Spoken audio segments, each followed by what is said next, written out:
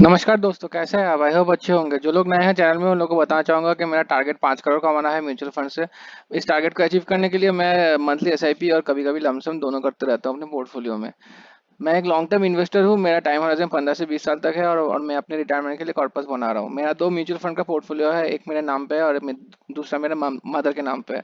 मैं हर दिन दोनों पोर्टफोलियो शेयर करता हूँ अपने चैनल पे, कौन कौन सा फंड ऊपर गया नीचे गया, कैसे परफॉर्म कर रहा है, कितना प्रॉफिट हुआ है, कितना लॉस हुआ है, सारा कुछ देख सकते हैं। अगर ये सब देखना आपको पसंद है तो ज़रूर मेरे वीडियो को लाइक और सब्सक्राइब कर सकते हैं। अगर आप लोग भी इन्वेस्टिंग करते हैं या फिर शुरू करना चाहते हैं तो मेरा वीडियोस देख सकते हैं और पसंद आए तो लाइक और सब्सक्राइब कर दीजिए।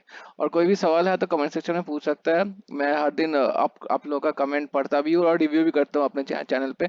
और कोई पोर्टफोलियो शेयर करना चाहते हैं तो कर सकते हैं, मैं रिव्यू कर देता हूँ। तो आज भी एक ऐसा पोर्टफोलियो लेके आया हूँ आप लोग के जैसे। एक भाई बंधु का जो कमेंट आया था, उससे पहले मैं अपना पोर्टफोलियो के बारे में थोड़ा बता देता हूँ। जो देख सकते हैं, एक दिन का 17,000 का प्रॉफिट है। 7,85,000 इन्वेस्टेड है अभी तक। 8,08,000 अभी वैल्यू है। ये मैं पोर्टफोलियो शेयर कर रहा हूँ, जस्ट मार्केट क्रैश हुआ था, उसके बाद हल्का सा रिकवर हुआ है, इसीलिए इतना डाउन चल रहा है।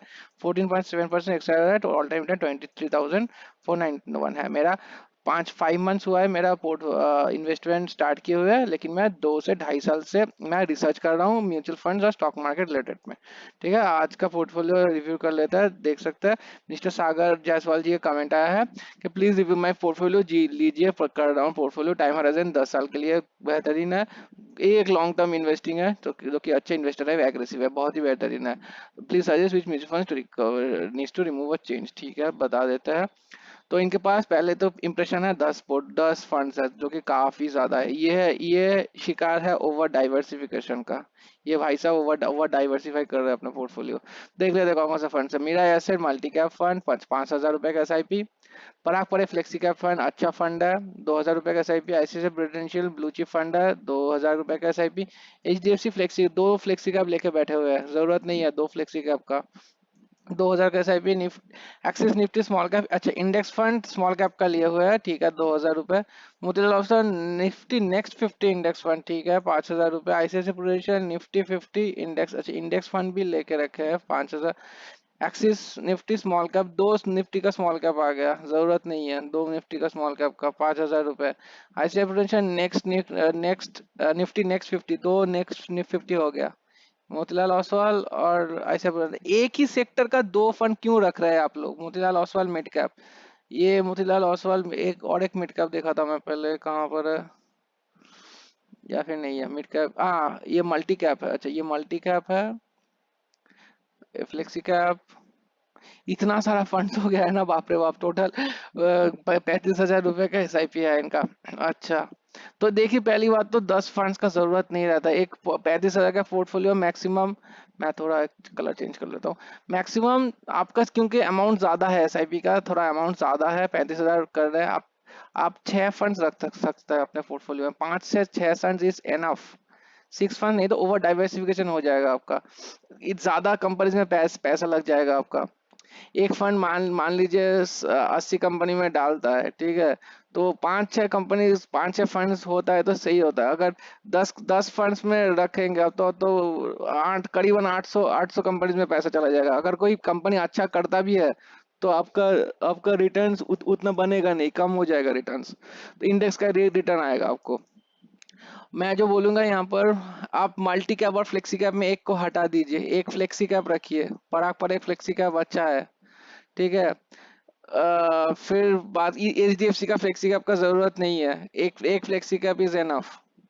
फिर आप, अब आप अगर स्मॉल कैप में जाना चाहते हैं तो स्मॉल कैप में एक एक एक्टिव स्मॉल कैप चूज कीजिए आप। एक एक्टिव स्मॉल कैप का इंडेक्स जैसा है, इंडेक्स ऊपर जब जाता है, मार्केट जब बुल मार्केट में है, मान लीजिए ये बुल मार्केट है, जब बुल मार्केट में तो इंडेक्स फंड अच्छा परफॉर्म करेगा, index will perform good.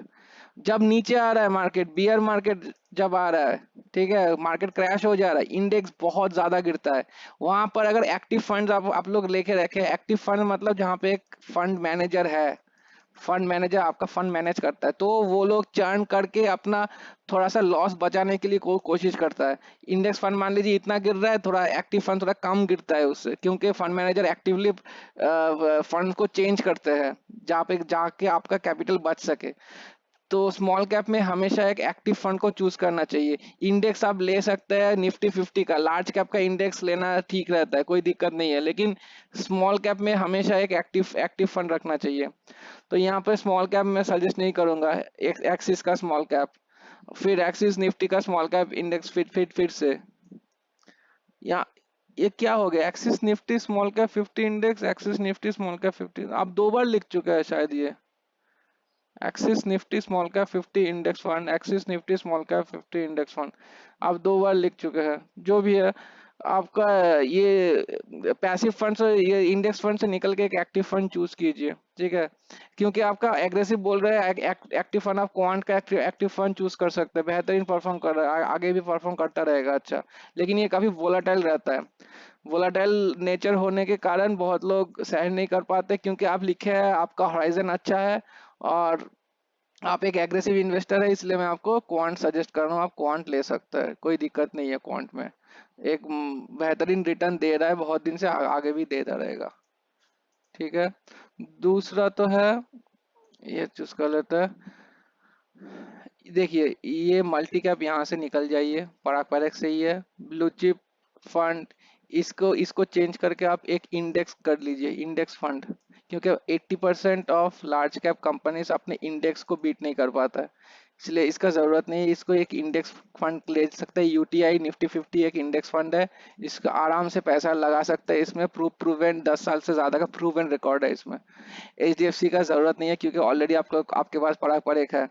Axis Nifty का जरूरत नहीं है, इसकी जगह आप क्वांट रख सकते हैं।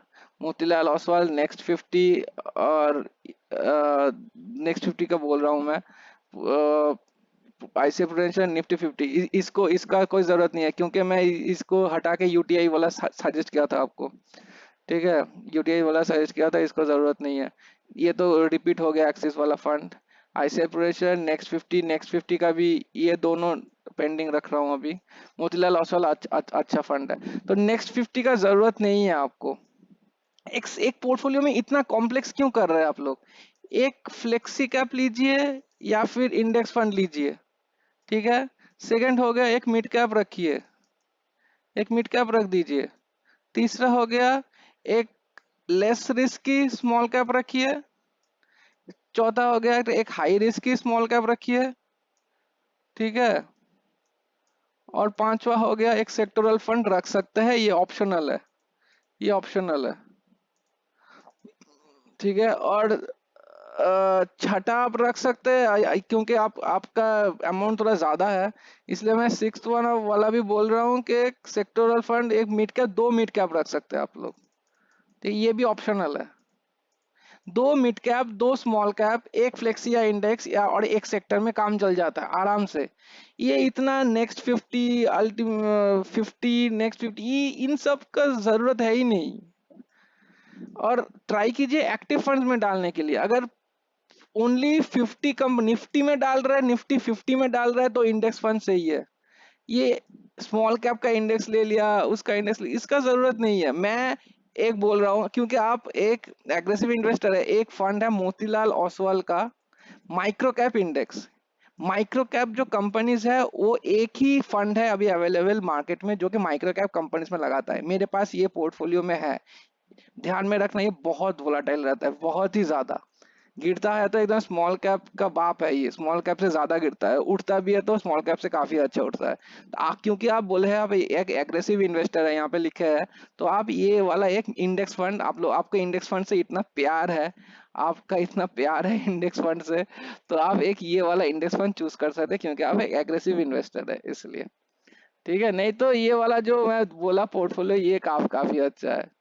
इतना नेक्स्ट 50 वगैरह देने का कोई जरूरत नहीं है, आपका रिटर्न नहीं आएगा। आपका इतना 10 फंड लेके बैठे हुए हैं आप, उस उसमें भी रिपीटेड है काफी, तो 12 से 14% का ज्यादा रिटर्न नहीं आएगा आपको, और वो भी इंडेक्स फंड लेके रखे इतना, ठीक है। तो ध्यान में रखिए, अपना पोर्टफोलियो थोड़ा सुधार कीजिए इसमें। इतना थोड़ा कंफ्यूज लग रहा है आप, आप मतलब आप जो भी वीडियो देख रहे हैं शायद वही ले रहे हैं, आप थोड़ा कंफ्यूज दिख रहा है। इतना सारा फंड्स का जरूरत नहीं है, 5 फंड रखिए, 5 से 6 फंड रखिए, इनफ है।